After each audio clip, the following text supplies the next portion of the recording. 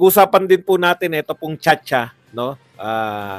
Na dineklara na ni Speaker. Si Speaker po mismo yung nagdeklara, no? Na isusulong nila. At sabi naman po ng isa pang congressman, kung di ako nagkakamali, yung pumalit kay Gloria Macapagal.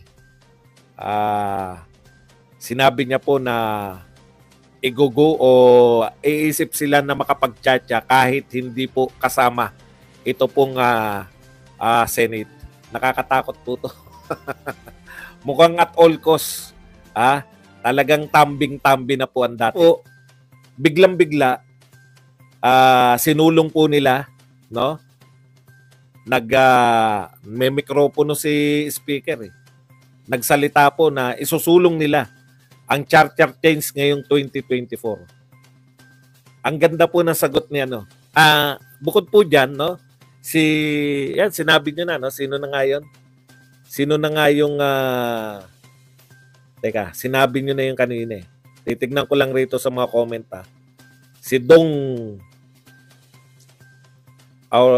Congressman Dong Gonzales, yan.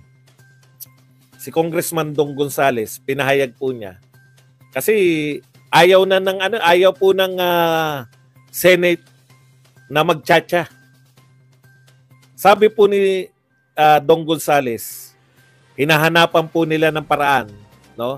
Kung paano sila makakapagchacha na hindi po kasama yung Senate. Sabi ko, matindi talaga matindi talaga yung alam niyo yun, yung feeling nyo, napaka-powerful nyo, no? Antindi po talaga. Magchachacha kayo, charter change kayo, hindi nyo po isasama. Bakit? Kayo lang po bang Kongreso? Ang Kongreso po sa pagkakaalam ko, buhat po nung ako ay nag-aaral, ay dalawa pong bahagi. Yung Senado po at House of Representatives. Yan po ang bumubuo sa Kongreso. Unilaterally, mukhang hindi po nag-usap tong Kongreso, yung House of Representatives at Senado, sa chacha, unilaterally nag-declare yung House Speaker na gusto nilang magkaroon ng chacha next year. Sabi ko nga, yung nag-announce po si Martin Romualdez, si Speaker Martin, natatanggalan nila ng confidential fund ang Vice President ng Pilipinas. Tandaan nyo po, ang sinabi niya sa pronouncement niya, susunod sa kanila yung Senado. Baka feeling niya, susunod din ng Senado pag nagchacha. Grabe, no? Ang kapanyarihan. Napunta lahat sa tuktok ng ulo. Okay, mga kapatid, eto po. In-interview po si Senator Amy tungkol po sa chacha. Nakulitan na po si Senator Amy. Alam mo sabi ni Senator Amy, ang kulit-kulit. No, paulit-ulit na lang tayo dyan sa chacha. Sinabi na po ni Pangulong Marcos, yung kapatid niya, sinabi na unahin natin yung mga presyo ng bilihin, unahin natin yung nakaka-apekto sa mga tao. Bakit nyo uunahin yung chacha? Gumawa kayo ng mga batas para yung presyo ng bilihin mapababa. Unahin nyo yung kapakanan ng mamamayan. Hindi po yung chacha. Nako, tinutuloy-tuloy nyo yung paggagalit sa inyo. Yan pong pirmahan ng mga dating PMA. Hindi po one-shot deal yan. No? Yan po ay pagpapakita na sila ay very willing, katulad na sinasabi ni Vice President Sara Duterte, na gusto ng mga taong to na igalang natin yung batas. Saan ka nakakita? Dalawa yung Kongreso. Pag-iisipan daw nila kung paanong House of Representatives lang yung kikilos at magchachacha. Antindi nyo. Ano sabi ni Senator Amy? Paulit-ulit na. Ang kukulit. Ilang beses na rin na-reject ng Senado. Kaya pala magsasarili na lang sila. Nung tinanong po si Senator Amy, May makulit din na reporter. Bakit po kaya? Bakit po kaya nila gustong isulong? Alam niyo po sagot ni Senator Amy? Ay baka merong gustong maging prime minister na hindi manalo. Dapat yun,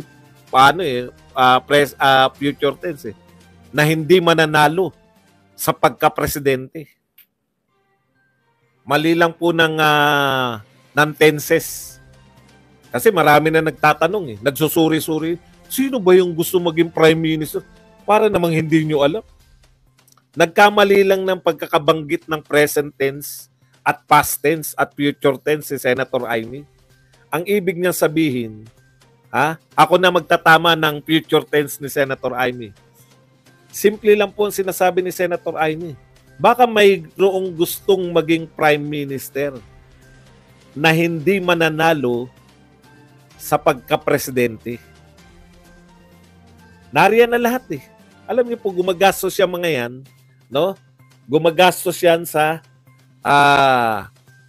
mga survey. Yang mga politiko, alam po nila yan.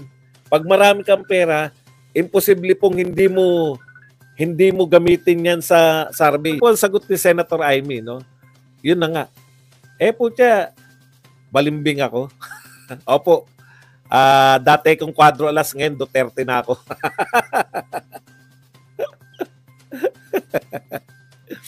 Okay, balikan po natin yung sinasabi ni Senator Amy. Simple lang po yung sinasabi ni Senator Amy. Kaya gusto magtsatsa. Wala na pong ibang dahilan Di ba? Pwede naman po kasi nila kung talagang totoo yung sinasabi nila. Yan din yung sinabi ni Senator Joel Villanueva.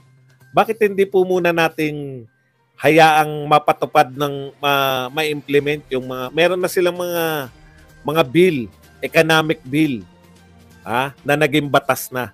Bakit hindi na lang nila hintayin na mag-effect muna? Bakit nagmamadali? Nagmamadali po lahat Hindi nyo ba napupuna? Ngayon na lahat. Very busy po. Very busy po ang House of Representatives. Palubog po ng palubog ang House of Representatives. Alam na alam mo yung punteriya nila Duterte. Yan po Duterte, Sara Duterte, Tatay Digong. Tapos SMNI, damay lang po yan dahil dyan nagsasalita si Tatay Digong. Gusto nilang tanggalan talaga ng tanggalan nila si Tatay Digong ng para hindi na mapakinggan. Hindi naman siya hindi naman siya kinukuha ng ibang press. Hindi nyo ba napupuna? Hindi po siya ini-interview man lang ng ibang media.